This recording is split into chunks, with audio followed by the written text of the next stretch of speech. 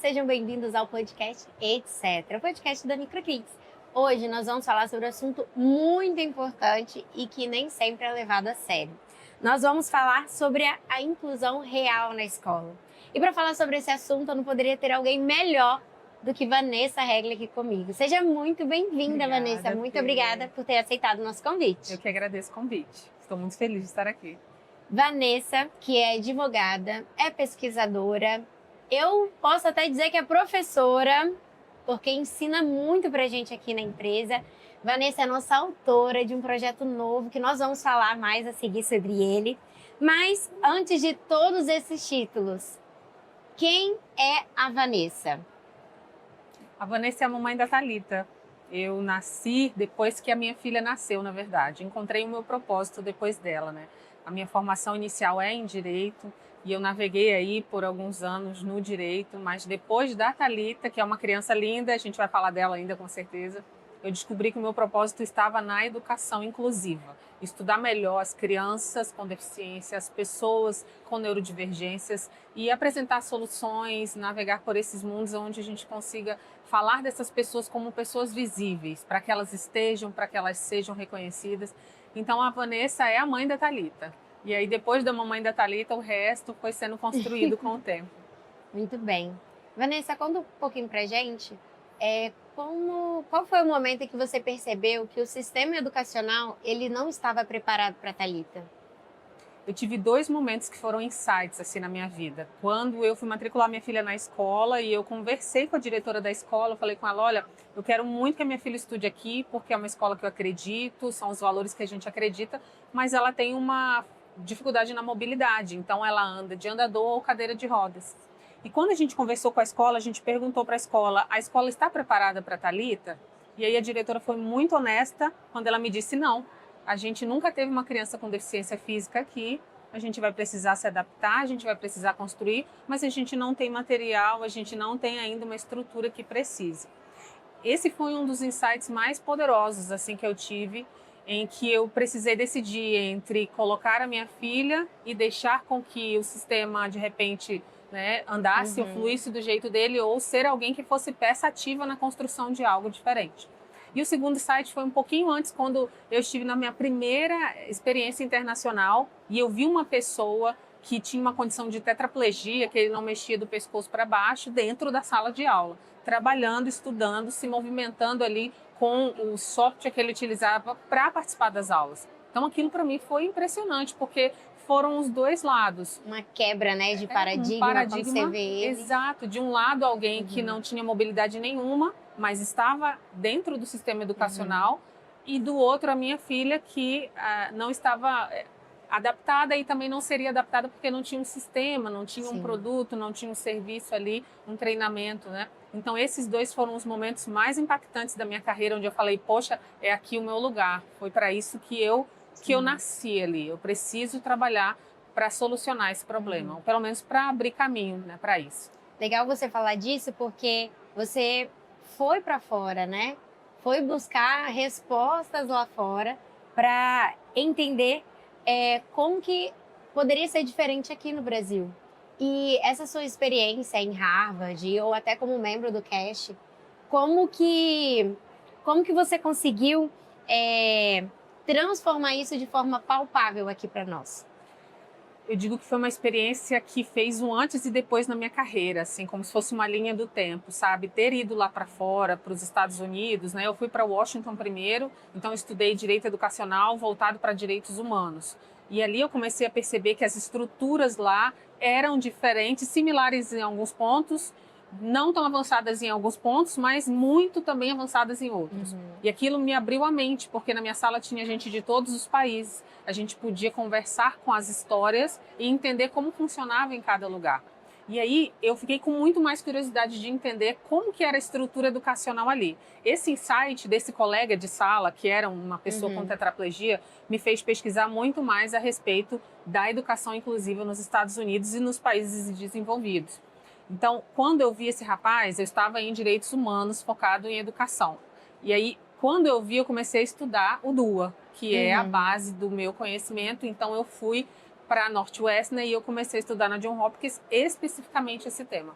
estar lá me fez conhecer outras pessoas no mundo que queriam também fazer algo diferente. Então era como se eu tivesse num ambiente onde ser criativa, ser ousada, fosse aplaudido. Então assim, olha, vem que a gente quer ouvir as suas ideias, as suas soluções. E que te impulsionam, né? Que impulsionam. Então são mesas onde você se reúne com pessoas de outros lugares do mundo que também querem fazer isso, né? A gente quer criar, a gente quer construir, a gente quer mudar algo. E com esse mesmo senso, né? De unidade, de crescer, para que possa ter de fato uma equidade. Exato. Você trouxe aí sobre o DUA, quero saber mais sobre isso, quero que você conte para nós. Mas falando aqui sobre esse projeto que está para lançar agora, né? Equidade em Ação. Nós temos como personagem a Thalita. Thalita sabe que ela é personagem? Como é que foi esse momento de contar para ela? Thalita sabe, ela é a chefe da turminha, né? No material a gente vai criar e apresentar, né, a turminha da Thalita. A Thalita, ela veio como a personagem principal nas nossas vidas, porque a gente foi observando o crescimento dela, a adaptação dela no meio e também aprendendo com ela. O DUA veio como base teórica e a Thalita veio como a prática, né? Ela, inclusive, deu o nome dos personagens e cada personagem tem uma especificidade, né, dentro desse material. Então, ela, como aquela pessoa que tem a condição de mobilidade reduzida, ela é a líder da turma. Então, a gente já abre trazendo uma quebra de paradigma, que dá para ser um líder, mesmo sendo uma pessoa que não tem a mesma mobilidade. Porque, na vida real, ela é uma líder. Então, nas rodas de conversa ali com as amigas dela, nas brincadeiras, ela sempre toma liderança e apresenta também um pensamento sobre a inclusão, sobre a diferença, com seus 5 aninhos ainda, né? Então, ela nos ensina bastante. E com essa coleção a gente vai trazer essa representatividade também para essas crianças, porque é muito importante para a gente fazer com que os nossos filhos, eles se enxerguem também nesses lugares, né? Com certeza. Então, nesse contexto, tem uma criança com síndrome de Down, tem uma criança com surdez, tem um autista, tem um TDAH, e essa criança que se enxerga assim, ela pode perceber que ela também pode ser pertencente nesse ambiente. Muito bem. Quando nós falamos de inclusão real na prática, é justamente isso. Porque você, professor, que pode estar aqui nos assistindo, sabe que na sua sala de aula você tem neurodivergente, você tem também outras crianças que precisam de um cuidado ou que precisam de um olhar especial naquele momento. Então, esse material é justamente para isso, para que o aluno ele se sinta pertencente, porque ele vai se ver naquele produto, naquele livro didático, e você, professor, vai poder trabalhar de forma mais completa através do DUA. Explica pra gente, Vanessa, o que é o DUA? O DUA é o Design Universal da Aprendizagem. Lá na década de 90, 2 pesquisadores começaram a observar e estudar através da neurociência que pessoas com deficiências, pessoas com neurodiversidades, inclusive pessoas sem deficiências também, elas aprendiam de uma maneira diferente do que era ensinado em sala de aula. Então, eles uniram os estudos da neurociência e perceberam que o cérebro humano, ele parte de um padrão de variabilidade. E que os sistemas, eles são construídos a partir da ideia de um aluno médio. Então, na nossa sala de aula, por exemplo, quando o professor recebe um material, normalmente a gente tem uma base de um padrão de aprendizagem. Sim. Para o DUA, não existe um padrão de aprendizagem. Para o DUA, existem vários padrões de aprendizagem. O que a gente faz é uma adaptação a partir da condição daquela pessoa. Então, o DUA, que é esse design, é como se fosse um framework, é uma abordagem onde você passa a ver o aluno como centro e a diferenciação dele como a maneira pela qual você vai construir o conhecimento. Ou seja, 3 cérebros iguais, com 3 diagnósticos iguais, vão ser 3 cérebros diferentes. Uma criança com autismo, no mesmo nível de suporte colocada com mais 2 crianças com o mesmo nível de suporte, terão cérebros diferentes e aprendizagens diferentes. Da mesma maneira, as crianças que não têm nenhum tipo de diagnóstico. Ou seja, a base é entender que o cérebro ele é completamente variável. E o DUA ele traz 3 bases de fundamentos que são muito importantes. Existem várias formas de representatividade, várias formas de expressão e várias formas de engajamento. E com base nisso, o professor, os sistemas, os softwares são construídos para que todos os alunos possam aprender, independente das condições, com diagnóstico ou sem diagnóstico. Então, é uma aprendizagem voltada para a neurociência e para a variabilidade humana. Quanto mais a gente estuda, a gente fica apaixonado pela ideia, porque o DUA ele está lá fora como uma base de entendimento na legislação americana, europeia, mas também já chegou ao Brasil.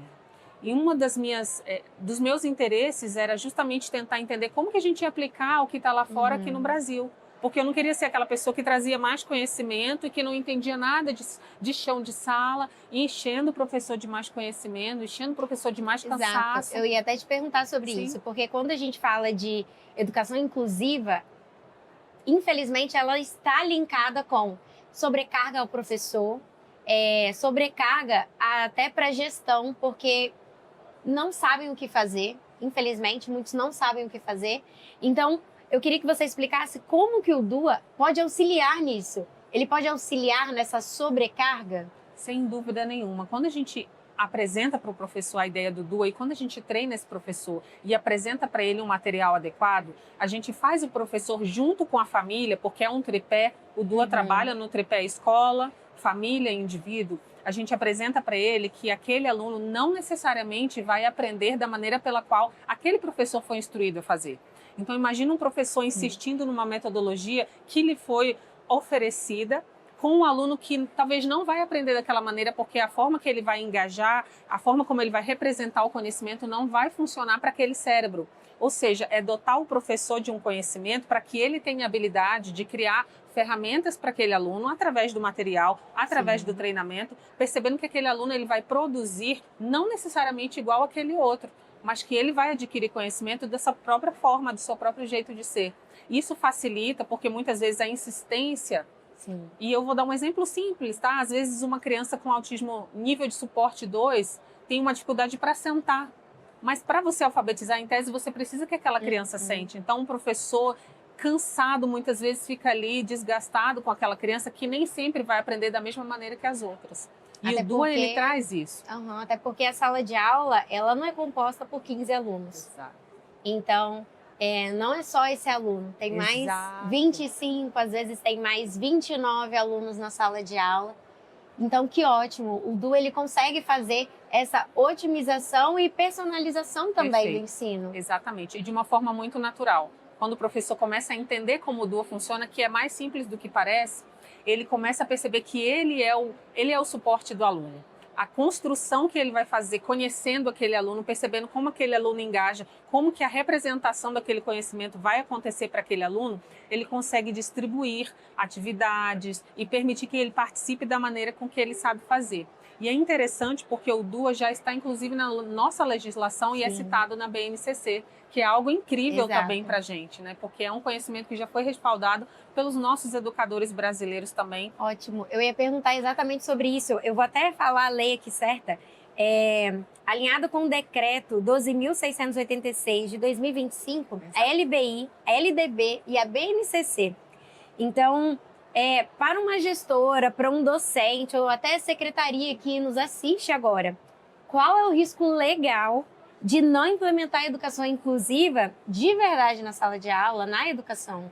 Eu poderia citar vários riscos legais, né, vários desrespeitos, mas o fundamento base é que na Constituição Federal nós determinamos ali dentro das normas que todos os alunos devem ser inseridos, inclusive e principalmente na educação regular.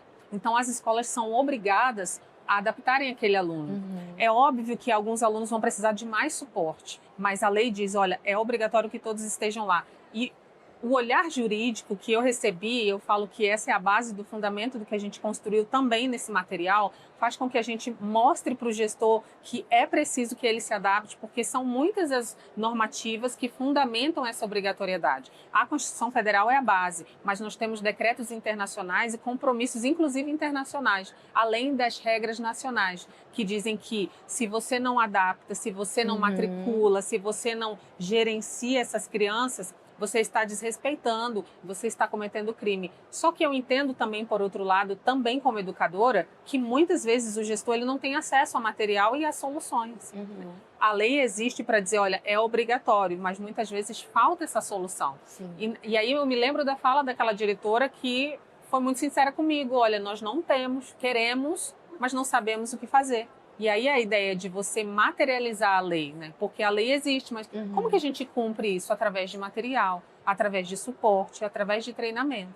Então, quando você oferece o DUA, quando você oferece esse tipo de material para o gestor, para o professor, para o secretário, ele cumpre a lei oferece um sistema melhor, oferece um framework melhor e também faz com que as outras pessoas compreendam que aquelas pessoas elas merecem estar ali, elas podem estar ali no ambiente regular, tanto regular como nas escolas especializadas. Muito bem.